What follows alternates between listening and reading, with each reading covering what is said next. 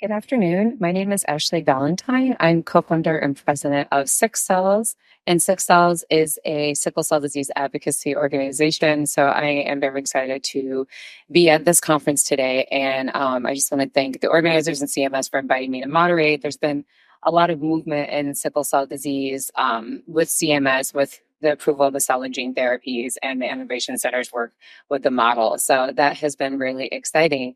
So I'm here to introduce the next panel entitled Building Organizational and Staff Capacity at Community Health Centers to Reduce Visual and Health Disparities. And before I introduce the speakers, I am a Black woman and I have dark hair and I'm wearing white today, which was a questionable choice because I did take public transportation. So our next speakers are Luke Girdle, Susan Olivo, and Morgan Cassidy.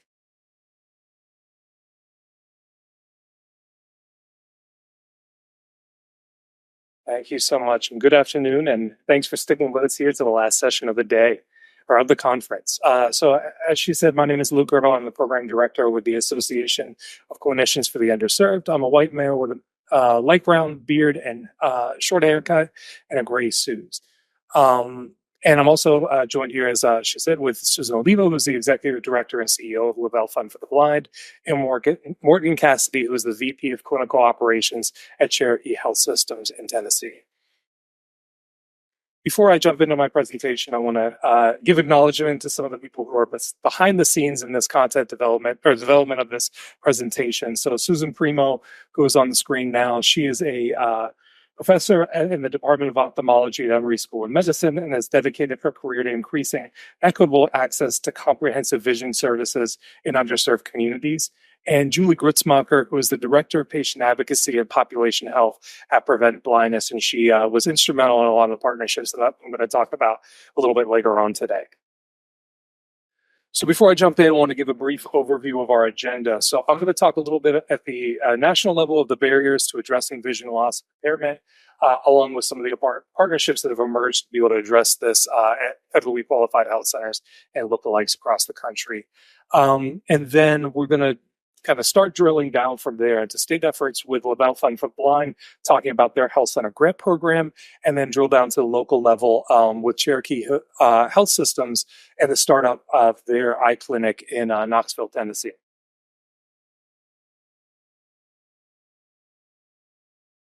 So before I really get into the meat of the conversation or the presentation, I want to start this off with centering it around the human impact of vision loss. So the person you see on screen here is his name is James. He's 59 years old, or at least at the time that I spoke with him a couple of years ago. But he's a resident of Denver, Colorado, who in the matter of only a few weeks experienced a severe decline in his vision. The decline happened so quickly and so suddenly that he could no longer perform his job working at a local mall, so he was let go because of that. James sought eye care at Colorado Coalition for the Homeless federally qualified health center in Denver, and his first visit was a whirlwind. After receiving a comprehensive eye exam, the eye care provider urged him to be seen immediately at a hospital because the pressure in his eyes was so incredibly high.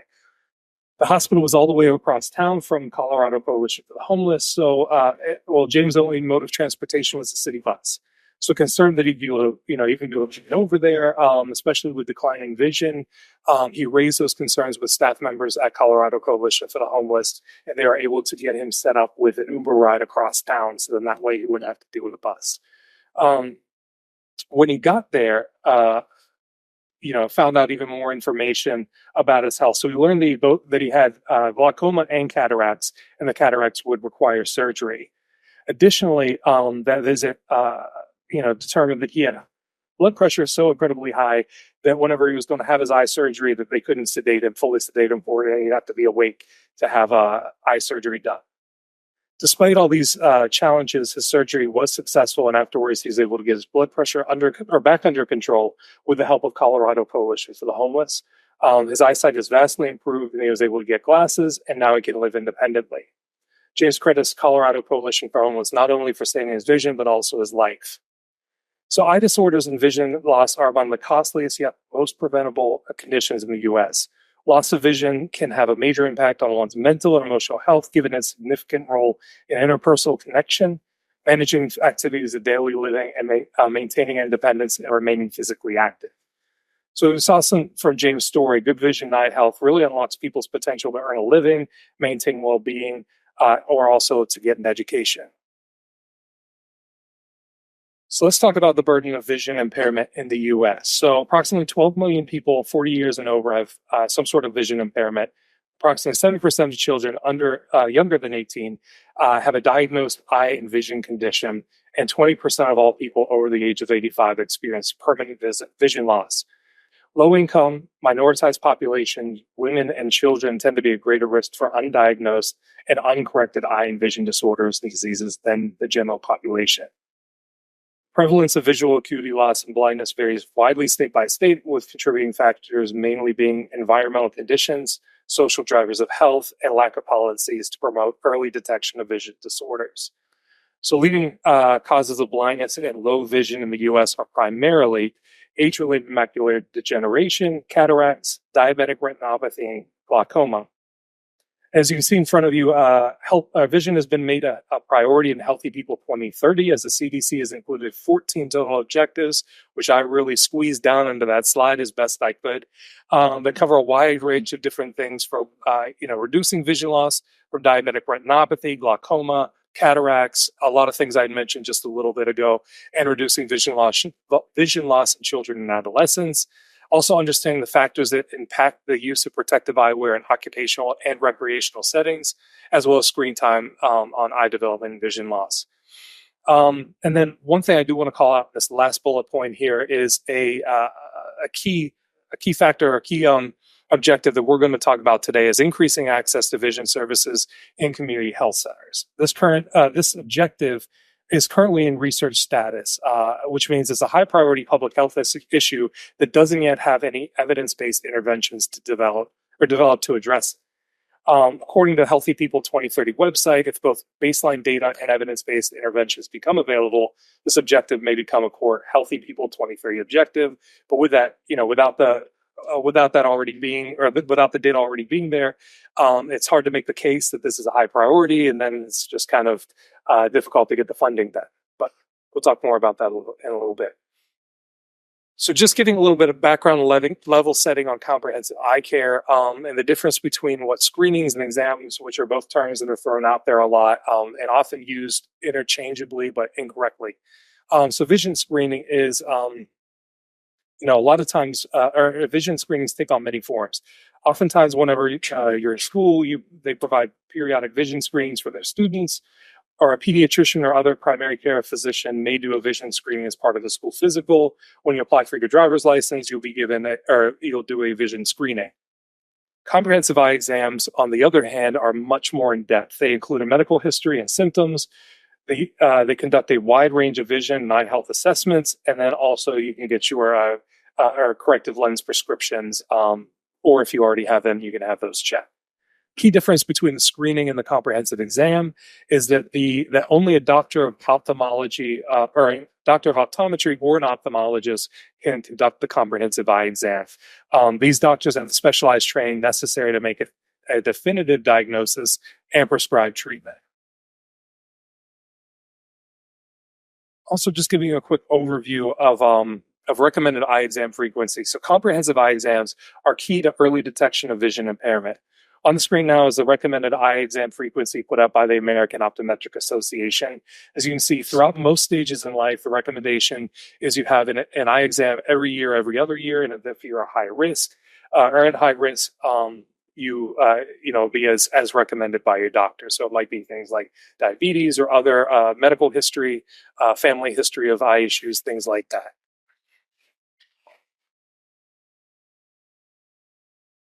So since we're at a CMS conference, let's go ahead and talk a little bit about coverage for eye care. So vision care is not seen as a medical necessity. So Medicare and Medicaid pose barriers to accessing vision services, as coverage under both Medicare and Medicaid is limited. For example, traditional Medicare does not cover eyeglasses, examinations, or prescribing or fitting eyeglasses or refractive examinations unless the patient has had cataract surgery. Medicare Part B may cover some things for vision, including preventive or diagnostic eye exams, cataract surgery, and prescription eyeglasses, but only in situations where the beneficiary is at high risk for eye complications such as having glaucoma. So under Medicaid, vision care is not classified as an essential health benefit, so adult vision coverage is optional. Due to this, coverage greatly varies from state to state. I'll provide a couple examples, to run through a couple examples here in a second. teasing out a couple examples here. First one, West Virginia. So for children, just to give you an overview, it covers exams to provide glasses, only exams to prescribe glasses, and frames are covered, but not the lenses. Adults can get a comprehensive exam each calendar year in West Virginia, but only when medically necessary. And glasses are only covered post-cataract operation. California, children can get exams every 24 months, and same with adults. But kids get coverage for glasses, but only adults in nursing homes can get glasses coverage in California. One more example I want to tease out that's not up on screen, but is Arizona, where vision exams and glasses are covered for children under the age of 21, but for adults, it's very different. Treatment of medical conditions of the eye is covered, but not the exams or the prescriptive lenses unless after cataract removal. So some states have some really great coverage for eye exams, but leave patients to pay for the costly frames or lenses. In other states, coverage really isn't available until it's all, until the issues are very severe and costly.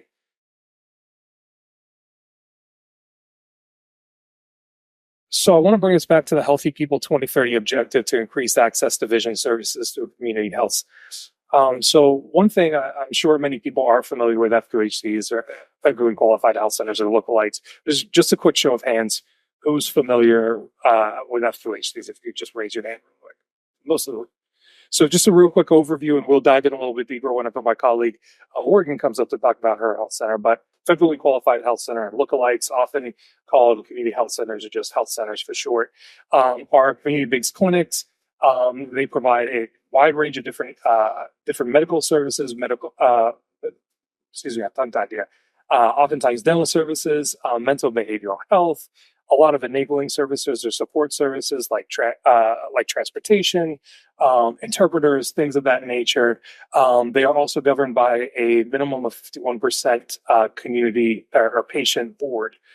They also have or provide care on a sliding fee scale. So regardless of your insurance status or your income, you will be seen and payment is adjusted based on your income.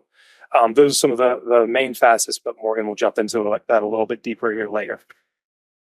So community health centers serve over 3 million Medicare beneficiaries annually and 1 in 6 Medicaid beneficiaries across the country. Health centers are often called upon to address gaps in care for thousands of underserved communities, but only 25% of health centers provide any sort of vision service or some sort of vision service at all across the country. In 2019, less than 3% of all health center patients, and there's about right now 31.5 or so million patients, but about 3% or less than 3% have received vision services in a year. So all this is due to a lot of the barriers that I put up on screen. So one is high startup costs, equipment costs. As some optometrists I work with say, they come with a lot of toys. It's really expensive with all the different pieces of equipment that are required to do those comprehensive exams. In addition to that, a lot of times health centers have to renovate space, buy new space, lease new buildings, things like that. That gets costly as well. And then they also have to recruit a provider. Then in addition to that, as I was just mentioning a little bit ago, they have to provide these services to everyone regardless of ability to pay. So Medicaid coverage is very important when you're seeing so many Medicaid patients, or good coverage, good reimbursement is important to that. As we discussed in the last slide, there are also variances across states in insurance coverage and reimbursement. Such limited coverage restricts health centers' ability to offer these services across all their patient populations. I've also been hearing anecdotally that there have been a lot of difficulties recruiting eye care providers, especially in rural areas. And a key piece of this is due to the fact that optometrists are excluded from the National Health Service, which is a key resource to recruiting and retaining care providers in underserved areas.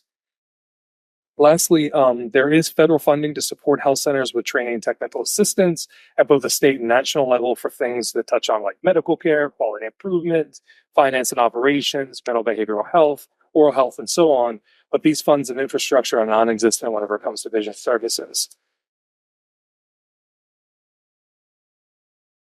So let's get into some of the national efforts to address all these different barriers. So as I mentioned earlier, I work with the Association of Clinicians for the Underserved. We're founded in the mid 1990s to be the voice of the National Health Service Corps, which helps recruit MDs, DOs, PAs, a lot of different clinicians in underserved communities of the country. We got involved with efforts to reinstate optometrists back in the National Health Service Corps years ago. Optometrists were included, but for unknown reasons, or none that I'm aware of, or can find anybody that's aware of specific reasons, optometrists were pulled out of the National Health Service Corps. So there's, if you're not familiar with the National Health Service Corps, just to give a very brief overview, it's scholarships for students who are going into underserved areas, or loan repayment for clinicians who are in those underserved areas. But with optometry not being a part of that, it's really difficult to get people to go to some of these very remote areas in many cases, or small rural towns. So ACU got involved with a bill that got started in the space of vision services at FQHCs, to help push along a bill to include optometry in the National Health Service Corps. Unfortunately, it did not work out, but a partnership came up with Centene to start getting a better idea of what the need is in some of these communities to start adding in vision services. So Centene provided a mobile unit to be able to, and ACU, or my organization, ACU, started helping health centers across the country schedule mobile events where people could come in. Anybody from the community didn't have to be patients at these health centers, but they could come in and get eye care. A lot of people started coming in, even people who were not patients of the health center, came and got services because it's something that's just very hard to access in a lot of different communities. From there, after that demonstration project, the need was really evident. So Centene provided us with a grant to start helping health centers establish or expand eye clinics. So we started providing them with small grants, providing a number of health centers with small grants that they'd have to apply for. And those that were accepted received a small grant for equipment to get started. They covered the expenses of, finding a space or renovating or those sorts of things, and then also recruiting their provider. With that program, we've helped 29 health centers establish or expand their eye clinics.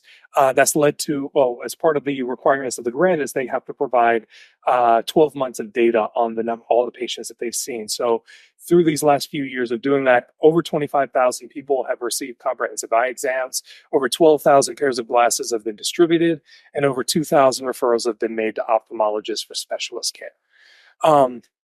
In addition to that, a lot of these health centers needed training or additional technical assistance, some sort of hand-holding to be able to help them establish or expand these new services.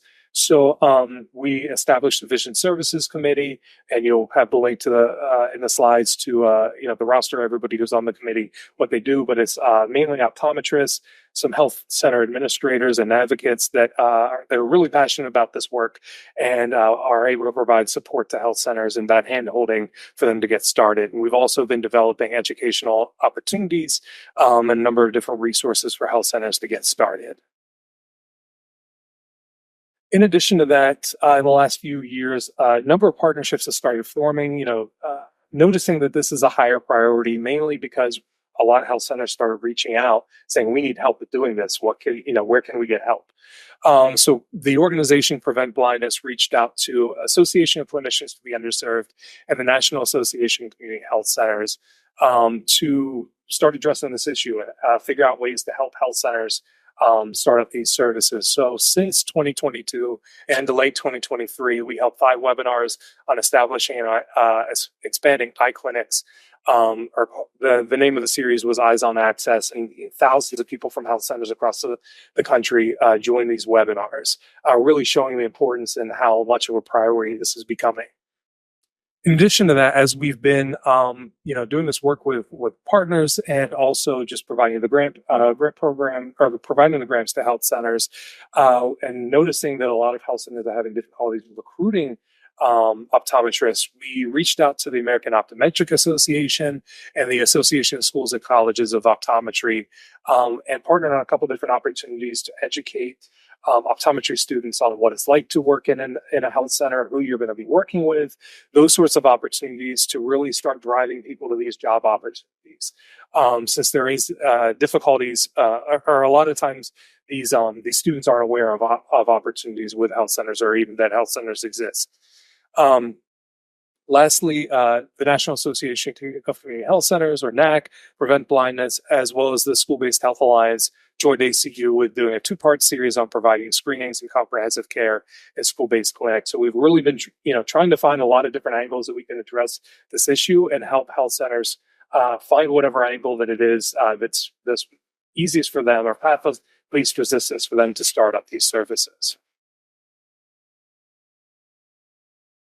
So just to start wrapping up my portion before I turn over to my co-presenters is just distilling down some of the actions that need to happen to really make this more affordable, more sustainable for health centers to start up these services. So first of all, health centers won't be able to add these service lines if they're not self-sustaining.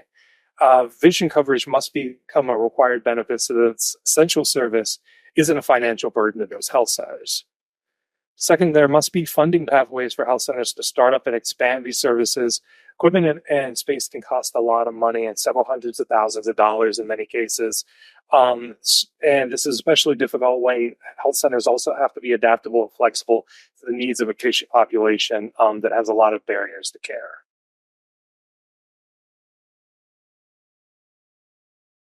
Third, optometry needs to be reinstated in the National Health Service Corps to ensure recruitment of a thriving eye care workforce. The first step to this is creating a HPSA designation, a health profession shortage area designation, as no one currently does not exist for optometrists. Fourth, HRSA UDS, or Uniform Data System, which is data that health centers have to submit every year as part of their grants, their federal grants that they receive. This data tracks any vision services provided by health centers, but we don't have a clear understanding of how many provide comprehensive vision services.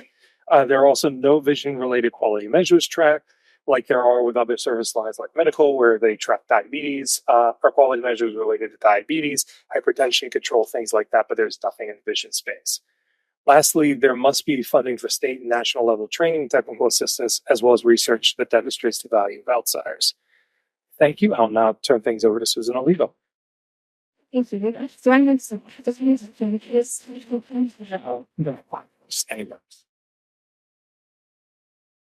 And well, thank you, Luke.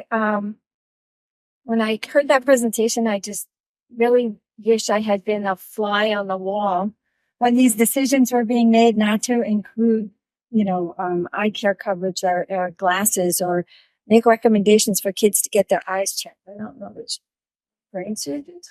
These decisions. Anyway, I'm Susan Olivo. I'm the executive director of the Lavelle Fund for the Blind. We're a New York-based grant-making private foundation. We are focused primarily on making sure that blind and visually impaired people have the resources they need to continue to live independent and productive lives. We give out about $6 million a year in grants. That's our budget. This one, right? There we go. 2/3 of which stays domestically here in the U.S. and 1/3 internationally. Internationally, in the developing world, we're largely concerned with improving systems. For example, eye health hospital systems, or training cataract surgeons, or training teachers who work with children who are blind and multiply disabled. Domestically, we essentially focus on providing resources to people so that they can continue to live independently. Okay. Vision care within the FQHC system, which Luke talked about. So for many underserved people in the United States, really the only access or possible access to vision care is through the federally qualified health center system. And just to give you an idea of the scope, and I think, Luke, you mentioned this number as well. In 2022, 31.5 million people visited community health centers nationwide. But let me put that in perspective for you in terms of eye care. Of that 32 million people, less than 3% received vision care services. And again, to put it in perspective, in contrast, 23% received dental services and 9% received mental health services. So again, where's the vision, right? The problem is that vision care is not mandated within the federally qualified health center system. We believe that due to the uniqueness of FQHCs as providers of comprehensive primary care to millions of Americans, these centers are uniquely positioned to be able to provide the vision care that is needed. So let me talk to you about New York State and what we're doing to address the problem. So just a flyover, what's going on in New York State, right? Community Health Center Association of New York State, CHCANYS for short, represents about 70 health centers with about 800 locations around the state. 2.3 million New Yorkers get their health care from community health centers. And 59% of those patients in New York State rely on Medicaid. 16% are uninsured. And again, to put in perspective, it's been 24 years since New York State set the community health center Medicaid reimbursement rates, which currently only cover about 70% of the actual costs. So let me tell you about this little journey I went on. I was at a meeting where the new head of CHCANYS was presenting to a group of health funders. And I was fairly new to this FQHC thing. I went for curiosity. I didn't really know what health centers were, what they did. And I was fascinated by her presentation. And she's putting up all these slides of what services are provided at the health centers. Everything from dental to primary care to pediatrics to OBGYN to mental health. And I kept waiting for the vision slide to show up. And it didn't. So after her talk, I cornered her and I said, innocently asked, did you forget to put the vision slide up? And she said, well, no, but vision is not mandated within the system. So I literally almost fell off my chair and I was like, well, that's wrong. So I went back, to our foundation, to our board. And I said, here's a problem. We need to see if we can address this. And so we did. And we started a project, a pilot. Phase 1, we did an environmental scan in New York State. Phase 2, we identified some candidates to work with some health centers who would institute comprehensive vision care. And phase 3 was implementation. So in phase 1, we wanted to do a flyover sort of data collection and see what the actual state of vision care in the FQHC system in New York, what it actually was. So we worked in a collaborative funding venture and we had this study done. We wanted to understand the gaps in service, the barriers to services, the challenges. We collected both quantitative and qualitative data, and the qualitative data was from the few health centers in New York State that actually did provide vision care services. So what were the results of that survey? We found out that in the FQHC system in New York State, less than 5% of patients served received comprehensive vision services. That is just appalling on site. There has been a substantial underinvestment in vision services. The capacity of many of the health centers to offer vision services was limited.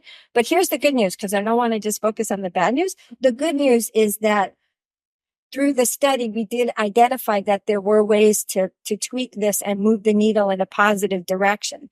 And also, we did identify several clinics that had already established very successful and sustainable vision care services. So that gave us the wherewithal to know that it could be done, right? That we weren't trying to invent something that had never been done before. So phase 2. So we took all this data and unfortunately this was done the study was completed in 2020 and then COVID hit. So we had to put everything on hold because nobody was focused on vision care during COVID. So we said, okay. But in 2022, then we started to resurrect the project. We hired an expert consultant to help us interview community health centers throughout New York State to see who might be ready and willing to, if they were provided funding, to institute comprehensive vision care. He did some more data collection. He did site visits for us. This was a doctor of optometry at the SUNY College of Optometry. And he basically assessed the readiness of these clinics to institute the care. So I have a special slide for him because I have to say that without his expertise in this project, it probably would not have been as successful. But he is an an expert in community eye health services. He's an expert in Medicare and Medicaid billing and all of that. So he had everything that we needed to be able to tap into. He did site visits for us. He narrowed the list down. What we wanted to do is identify a number of health centers. Can I use the word like triage? I guess like not low hanging fruit, but who we actually thought had the biggest chance for success, because we really wanted to go out strong.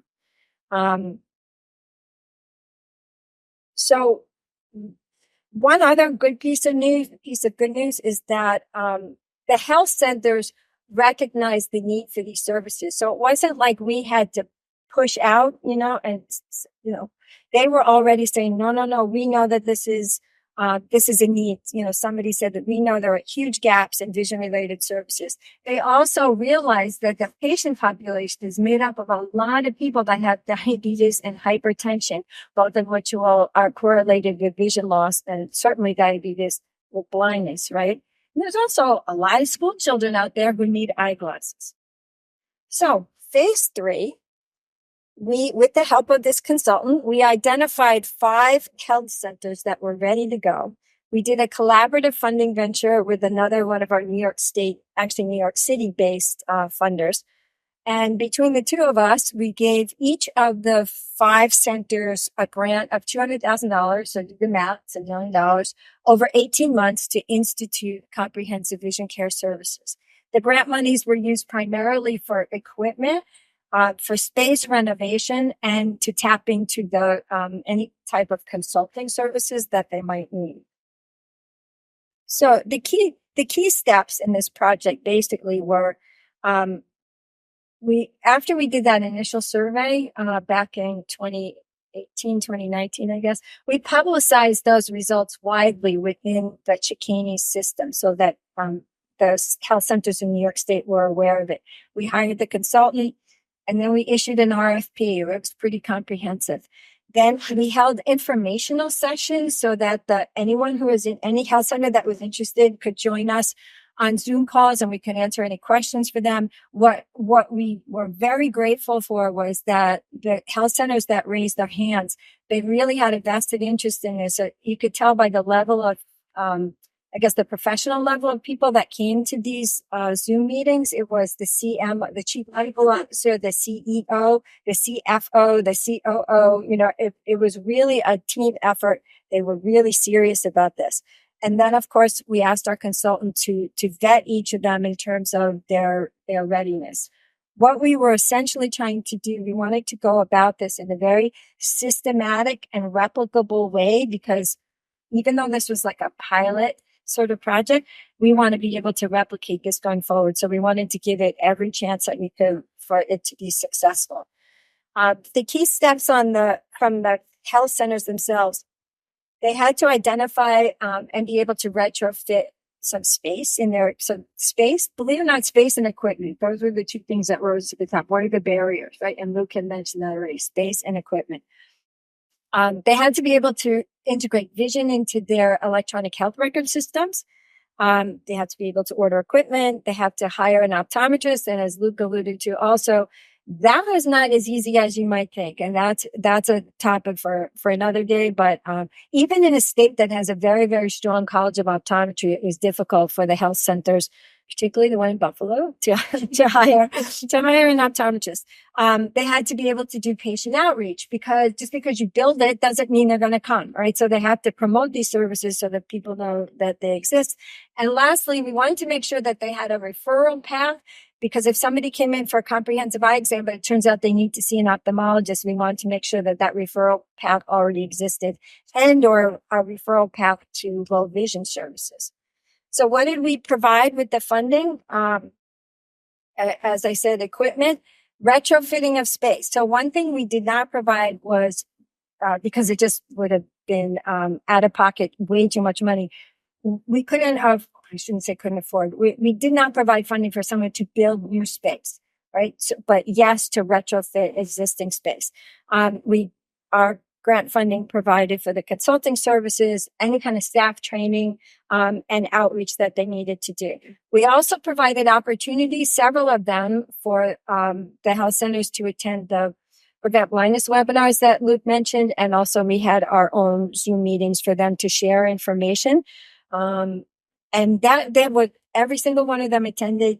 3 or 4 people from each health center attended, and it was very robust conversation. They weren't, as a funder, sometimes, my colleagues like to say we're always the prettiest people in the room, the smartest people, the funniest people, that was not the case here. Everyone was here in the room because they wanted to participate, and they wanted to learn. It wasn't just because we were, holding the checkbook. What was not provided, as I said, funding to build new space. And we did not provide funding for the optometrists. And this was for a reason. And this was really key to this project. The only reason, or one of the only reasons that this project could possibly work and be self-sustaining is because the optometrist time is billable through Medicare, Medicaid, and insurance. Without that critical piece, this whole project would have fallen apart, because what we learned from our initial survey from the health centers that already had vision services was that within 2 years, they're self-sustaining because of the billing, right? So this was really, really key, and we could not have moved forward without that. So next steps for us, I'm pleased to tell you that the 18 months is just winding down now. I think 2 of the centers are up and running already with vision services, and the other 3 will be up and running by July. We're going to do site visits to all of them and see them in action. We really want to publicize the results, certainly within New York State, and encourage other health centers to get on board. We're going to do continued expansion with New York State. And we very naively, when we first went into this, thought that this was something we could expand nationally. But realistically, the funding just is, we have funds, but, I told you my grant budget is $6 million every year, and we're kind of covering the world. That doesn't go very far. So we need to tap into or identify sources of federal funding that could really help with this if we want to expand it nationally. But in the meantime, we're out here proselytizing basically and planting seeds and saying this really, really needs to be done. And that concludes my portion, and I will hand it over to Morgan. Thank you.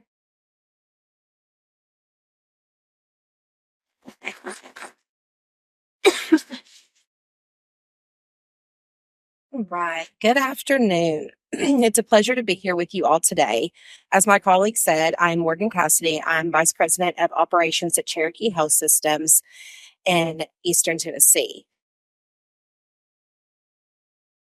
So I'll start with a brief history of Cherokee Health Systems. The roots of Cherokee Health System can be traced back to Morristown, Tennessee, in 1960. A group of dedicated individuals recognized the need for accessible, affordable health care. So later in 1960, the first Cherokee Health Systems clinic opened its doors, providing just behavioral health care at that time. Later, as the need grew, we expanded our clinics and started all of our clinics having an integrated model, meaning we have primary care, behavioral health, and a slew of other primary care oriented services.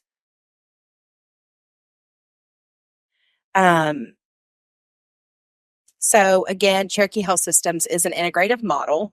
So we believe in treating the whole person and not just one aspect of health. So turning the conversation to our newest service line, which is vision care, we are often asked, how did we get here and why did we go? So it's a loaded question with a loaded answer, but I'll break it down a little bit. So basically, we were getting constant feedback from our providers, both primary care, behavioral health, even some of our cardiologists were asking us questions like, where do we send our patients for optical care? What do they have covered? What can we do to help them? And so that is how we got there. We got there and we're glad to be here. So in May of 2022, we launched our first optical clinic. May of 2022, if you're thinking, yes, mid-pandemic. I will add it was challenging, but it was doable. We, as my colleague mentioned, had a consultant who really paved the way and taught us a lot about optical care. So some of our eye and vision care services that we offer are listed here on the PowerPoint. We see a diverse, robust group of individuals that we provide care to. And we're able to do that by, as Luke mentioned, our language services line that helps us be able to interpret and see all of our patients in a comfortable setting for them as well. We offer a sliding fee scale, as Luke mentioned earlier, and that just looks at your family size, your income. And so that's how your bill is based. So in our more specialty service lines, sometimes those sliding fee scales will change a little bit depending on the service line that you are in. But for optometry, it is again based on family size and income of that family. So as Luke touched on a little bit, our financials. Most of our patient population is TennCare Medicaid. A very large patient population that we cover are uninsured patients. So in Tennessee, we are a non-Medicaid expansion state.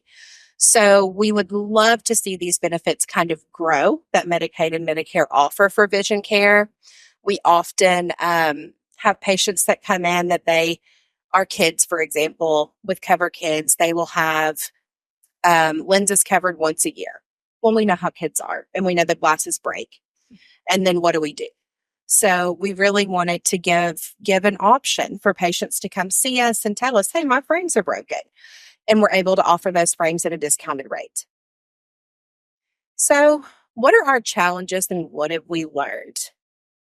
We've learned a lot, but we'll start with challenges. Our first and maybe biggest challenge was funding. As I mentioned, Tennessee is a non-Medicaid expansion state. Funding is always a challenge. Our clinic is in inner city Knoxville, a clinic serving 50% uninsured.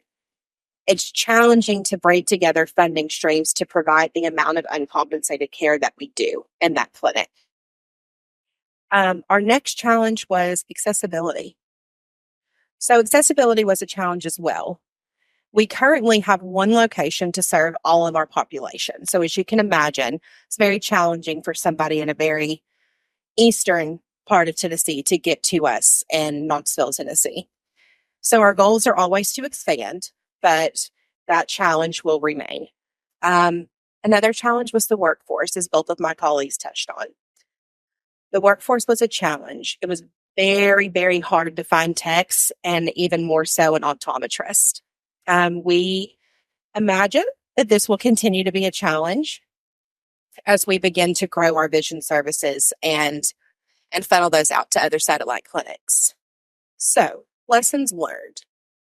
Location. We actually started our optical care in a mid-sized location with no access to public transportation. We quickly realized that we needed to relocate the vision center to our main campus in Knoxville, Tennessee, that has a bus route that drops off directly in front of it. The next thing we learned was related to space. Optical care takes up a lot of space. So we learned that the space we had identified at our first location was not near as big as we needed it to be. We needed room to house the gallery, our exam lanes, our tech. We needed office space and a waiting area for our patients. So those were kind of lessons learned and challenges. Vision care is new to Cherokee Health Systems, and we are learning, we are growing, and we are dedicated to serving our patients with what they need. But we look forward to continuing to work and grow with people like my colleagues have spoken earlier. And I will turn it back over to Luke.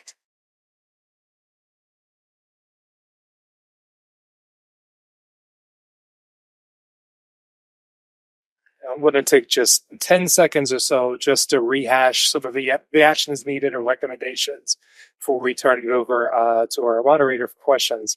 Well, just reiterating again the importance of increasing access to care through Medicaid and Medicare to really make these services self-sustaining. That's going to be really important to make sure that these are able to be provided to the Medicaid beneficiaries, Medicare beneficiaries, and also the general public.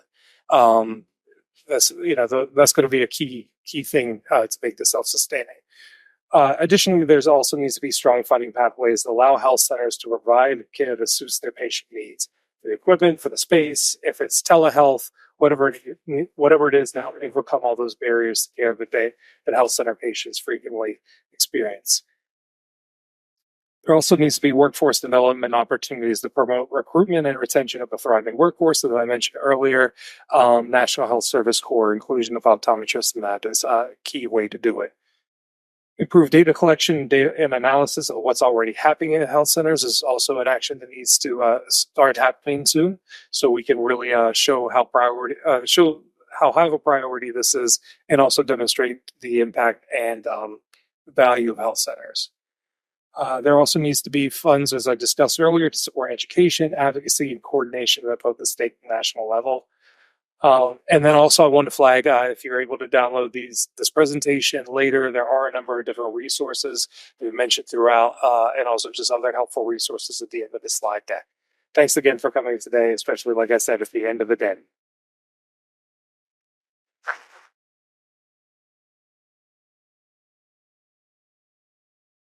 All right, so now it's time for questions. I think we'll have the panelists come up here and take a seat, and then I see our hands are up already. So Yes. Well, that's a good sign. yeah, I could see you later. This looked like the most uncomfortable treat. Well, we're only in for 15 minutes. So Okay. great. So we can start over here. This is a pretty small room, Yes. so I'm gonna kind of just speak up. Okay, great. Oh, do we have a microphone? I've been in this room a few times. Go ahead. I can repeat your Now we question. can hear Yep. you. Okay. Yeah. Well, thank you all for presenting, especially at the end of the conference. My name is Emma. I'm from Families USA. A lot of you talked about outreach specifically for these sort of new programs. I'm interested, what were some of your best strategies for letting patients in the community know that these new services were available? And specifically, were there any trainings that you did for your providers that were providing other services to kind of connect people in need to these new ones that were being offered? Do you want me to? If you want to talk about some on Okay. the ground examples. Yeah, I'll start with on the ground examples. So we really use social media. We also use flyers and our care coordinators. So as I said, this was kind of a conversation that was happening amongst our providers already. And the need was coming to administration saying, hey, we need to do this. We need these things. So it wasn't hard to kind of get that off the ground and lifted. And once we told our patients we were offering optical care, they came. So really, I will attribute a lot of that to our care coordination, our marketing department, and also our referrals department. I would like to add that I know what our health centers our grantees are doing as well is that the integration of the vision into the electronic health record system was really key, because if a patient came in and was being seen as a diabetic, the established doctors at the clinic needed to know immediately that person had to be referred to the eye doctor, right? So there were those connections through the EHRs that are really, again, this is very new for us, but that was the plan. That is the plan, I should say. One thing I want to add to that, there was actually an article that came out just in the last couple of weeks, or that I became aware of in the last couple of weeks, that looked at vision services provided at FQHCs across the country. And it was from the American Academy of Ophthalmology Task Force on Health Centers, or something along those lines. But it was looking at what neighborhoods that health centers that provided vision services were. And there was a higher likelihood that the health centers that are actually providing vision services were in Hispanic neighborhoods, but one of their findings was that it was mainly white people that were going to it. So to your question about outreach and things like that, what are they doing? Is there lack of trust? Is there some other issues along those lines that needs to be addressed, that there needs to be some outreach at a lot of those health centers to be able to make sure that they are seeing the people within the community? Great. Are there any other questions?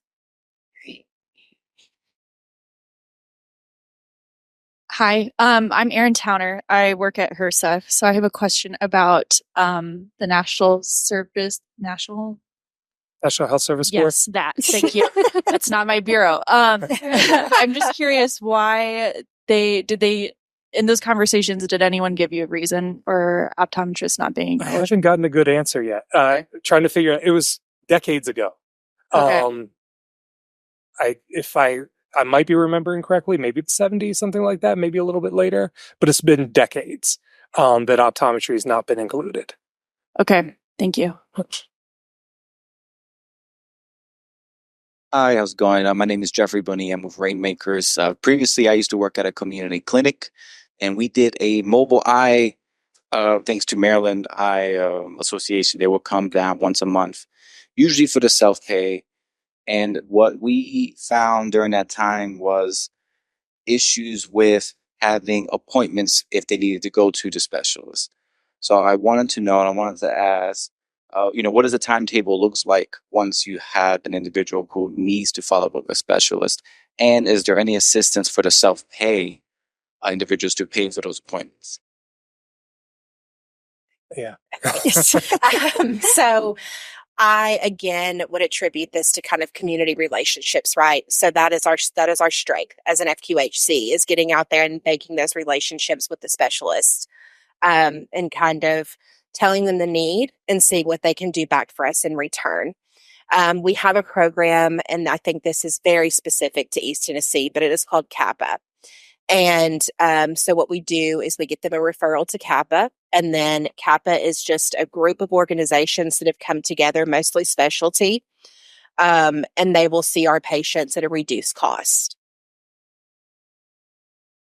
But again, it's mostly care coordination of getting that referral done, sending that out. And to answer about time frame, I think it depends. It ebbs and it flows. Sometimes we can look at a 2-month turnaround, and sometimes we're looking at a 6-month turnaround. I would be able to better report on that after we have a little more, experience under our belt. But I do know that one of the main criteria for selecting the health centers was that they did have already that built-in referral system. So we know at least the referral can be made. But to your question about timing and stuff, I don't know the answer to that. Great. So are there any questions from the web? Great. Well, I had a few questions. So I come from a patient advocacy organization. And so a lot of the work that we do is translate the needs from the community to bring it back to decision makers, whether that's Congress, whether that's Medicare, Medicaid, et cetera. So I know each of you have flagged an opportunity for advocacy, whether it be that the lens are covered, but not the actual, or the frames are covered, but not the lens, or you come from a state where there's not Medicaid expansion, or you had talked about how just some of the funding is not there. So I guess just thinking about your work, can you identify sort of a spot for increased advocacy, or maybe even highlight some of the advocacy that you've done, whether it be at the local level or at the state level or federal level? If you want to start, I can throw something. You start, and I think as we were talking about, or also Susan was really touching on this, as well as the reimbursement, or if the coverage is there, health centers can either get some local grant funding, things like that, to overcome the barriers of the startup funds and all those sorts of things. But getting the Medicaid reimbursement there, so in that way people can, or the Medicaid coverage, I should say, so in that way the health centers can really, continue this down the road, and it's not just a little bit of grant funding to be able to get it going, and having to find more grant funding and things like that to make it sustainable. I think that might be the key priority there. Mm-hmm. yeah, I would. I know that like I said, we naively thought we could take this project nationally. We would need to have those types of advocacy efforts, right? So we're still in the process of kind of thinking that through. I certainly know, we'd like to loop in NEI and, others. And are there local, our Congress people, or, we just don't know yet. We know the importance of this. We now have some of the data that we can use to support this. But as far as actually moving the needle on the advocacy, not yet. I would agree and echo everything that my colleagues said. Additionally, I know that on the local level, we are on Capitol Hill. We are talking, we are telling, we are sharing our statistics. Those are kind of our very, very local efforts. But we hope that those will continue to grow, and the need is set, because right now, braiding together that funding to try to expand out of the one clinic that we're in is proving to be extremely challenging for us. Is there a question? Yeah, we have a question from a Zoom audience member, and she is a registered nurse in rural West Tennessee. To your earlier comments about outreach strategies in Hispanic communities, do you know if strategy included Spanish translation of marketing documents? Absolutely. I can say that our local level absolutely did. I'm pleased to say that we do a very good job with different languages, with different flyers and things. We're very inclusive in that regard. And so I did have another question too. I think you might have touched on it, but what's been your experience with recruiting providers to actually do this work once you set up the infrastructure? It was really hard. The poor health center in Buffalo, that was the challenge, right? And like I said, we have a very strong, very well respected College of Optometry in New York State, and it's just very difficult. It's not unique to the health centers. It's just difficult in general. Like the professional pipeline is not as robust as it once was. So, are there ways to incentivize people? We need to think about that, right? And everything's on the table. We want to encourage people to go work at community health centers and to provide these services. But we were surprised. I think we knew it wouldn't be easy, but we were surprised at exactly how difficult it was. This issue started coming across my radar when as one of the resources that we were trying to put together was some sample job descriptions for health centers for recruiting optometrists. And as I started Googling some of these, I started reaching out to the health centers that had them posted, said, hey, this is really great. Could we use this for our toolkit? And they're like, yeah, but we haven't hired anybody yet. And we're about to just give up.